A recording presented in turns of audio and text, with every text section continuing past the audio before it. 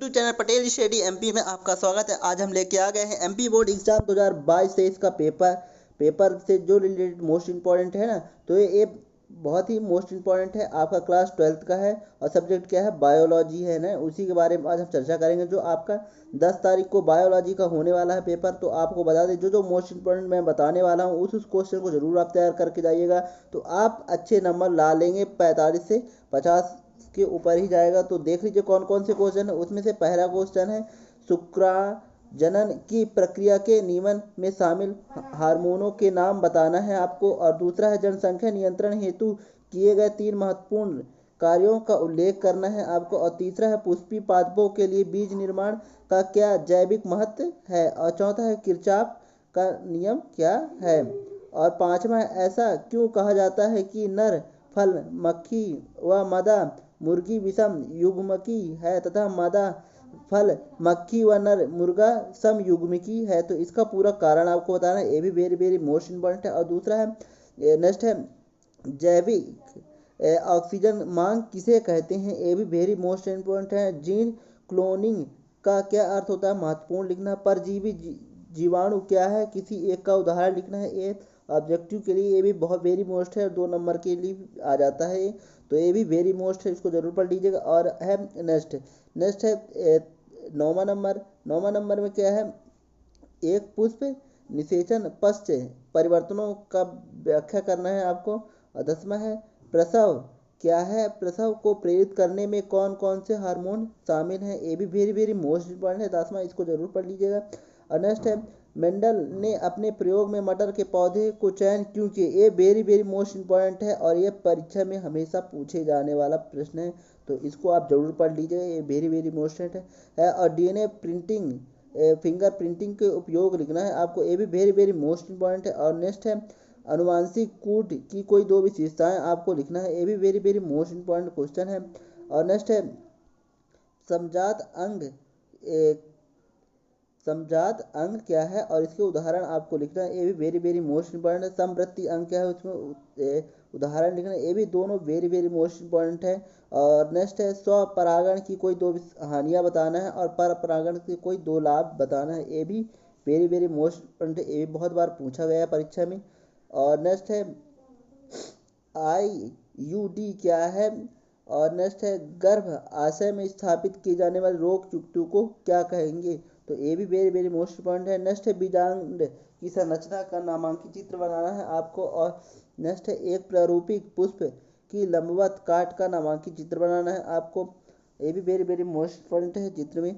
और नेक्स्ट है, 17वां, एमनियोसिटेसिस क्या है, इसका महत्व बताना है आपको। और नेक्स्ट है, वासेक्टोमी और ट्यूबर एक्टमी में अंतर बताना है। ये भी वेरी वेरी मोस्ट इम्पॉर्टेंट है, इसको आप जरूर पढ़ लीजिएगा और ये अंतर हमेशा पूछा जाता है ना, तो इसको जरूर तैयार करके जाइएगा। और 18वां है, सह प्रभावित एवं अपूर्ण प्रभावित को समझाना है आपको। और नेक्स्ट है, टर्नर सिंड्रोम क्या है, इसके 3 लक्षण आपको बताना है। ये भी बहुत बार पूछा गया है।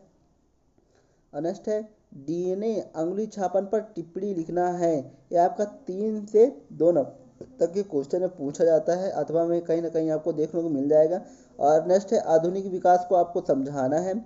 स्त्री जनन तंत्र का नामांकित चित्र बनाना, ये भी वेरी वेरी मोस्ट इंपॉर्टेंट है। नर या स्त्री जनन में हमेशा पूछे जाने वाला क्वेश्चन है, तो इसको जरूर पढ़ के जाइएगा। और नेक्स्ट है, अंड जनन की प्रक्रिया रेखा चित्र द्वारा समझाना है आपको। इसका पूरा डिटेल्स, तो ये भी वेरी वेरी मोस्ट इम्पॉर्टेंट के अंतर्गत आता है। नेक्स्ट है, स्वतंत्र अपव्यूहन नियम के उदाहरण सहित समझाना है आपको। सह प्रभावित को उदाहरण सहित समझाना है आपको। और नेक्स्ट है, डीएनए एवं आरएनए में 4 अंतर, ये very very most important question है, तो ये बहुत बार पूछा गया, तो इसको आप जरूर पढ़ लीजिएगा, इग्नोर बिल्कुल मत करिएगा। और नेक्स्ट है, डार्वीवाद और लैमार्कवाद में अंतर स्पष्ट करना, तो ये आ ही जाता है, तो इसको भी जरूर तैयार करके जाइएगा। नेक्स्ट है, परिस्थिति तंत्र के प्रमुख घटक आपको बताना है। ये भी बहुत अच्छा क्वेश्चन है, इसको भी पढ़ लीजिएगा। अपर्दन किसे कहते हैं, उदाहरण, तो ये भी अच्छा क्वेश्चन है। प्रकृति में नाइट्रोजन चक्र की समझाई, ये वेरी वेरी मोस्ट इंपॉर्टेंट है ना, ये भी बहुत बार पूछा जाता है। पोषण स्तर क्या है समझाना है आपको। नेक्स्ट है, अपघटन किसे कहते हैं, अपघटन की प्रक्रिया की चरण बताना है आपको। और नेक्स्ट है कार्बन रेखा चित्र को की सहायता से समझाना है आपको। स्टेम सेल प्रौद्योगिकी क्या है और गोल्डन राइस के गोल्डन राइस बहुत बार आया है, तो गोल्डन राइस को जरूर पढ़ लीजिएगा, इसे इग्नोर बिल्कुल ना करिएगा। और नेक्स्ट है कार्ड प्रोटीन क्या है और सिरका उद्योग में किस तरह जीवाणुओं के प्रयोग होता है, ये भी बहुत अच्छा क्वेश्चन है। 11वां है बायोगैस के उत्पादन में सूक्ष्म जीव किस प्रकार भूमिका निभाते हैं, तो ये भी वेरी वेरी मोस्ट इंपॉर्टेंट है बायोगैस से रिलेटेड क्वेश्चन।